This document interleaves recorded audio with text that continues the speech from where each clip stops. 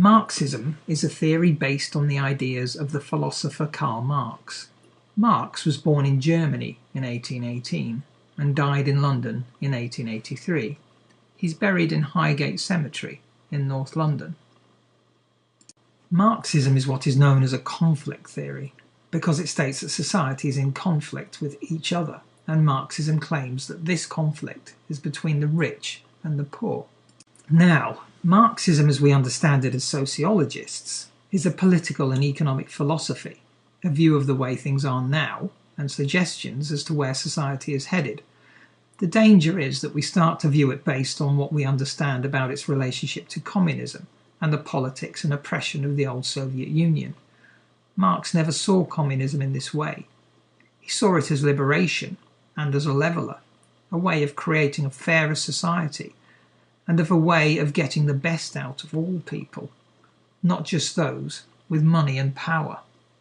To really understand Marxism, we need to start with its opposite, capitalism. Capitalism represents the type of society you and I live in today. In Marx's terms, it's an economic system based on private ownership of the means of production. What this means is that our society today is based on a few people who own factories, businesses, shops, and other corporations.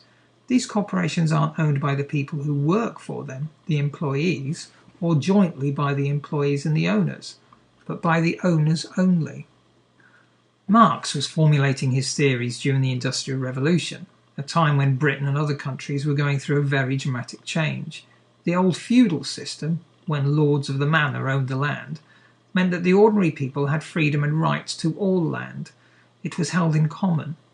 When the government passed a number of enclosure acts in the 1700s and 1800s, ordinary people no longer had the right to live on this land, and many of them were forced to pack up and move to the towns and the cities, which were beginning to grow due to the increase in factories and textile mills. Whereas previously people were free to keep their own animals and grow their own crops on common land, once they reached the cities they had to find work in the factories, in the employment of the factory owners. The work was hard and often dangerous, and the pay was very poor. Many factory owners didn't want to pay high wages because this would mean less profit for them, so children were often used as cheap labour.